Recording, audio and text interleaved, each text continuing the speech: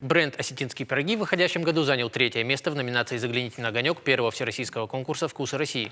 Борьба была нешуточной. О том, как проходило гастрономическое ралли, расскажет моя коллега Даяна Кавухова. Даяна, тебе слово. Спасибо, Федор. Итак, как мы уже рассказывали ранее, 8 декабря страна наконец узнала своих победителей.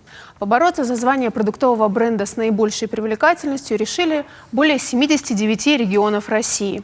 Были представлены самые разнообразные гастрономические прелести: бурятские бузы, сыры Подмосковья, дагестанская баранина и даже алтайская гречка.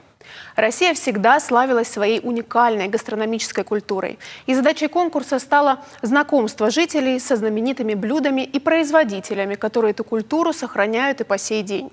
Помимо осетинских пирогов, в состав финалистов конкурса вошли казанский чак-чак, карельская форель, томское кедровое молоко и чай бурятских знахарей.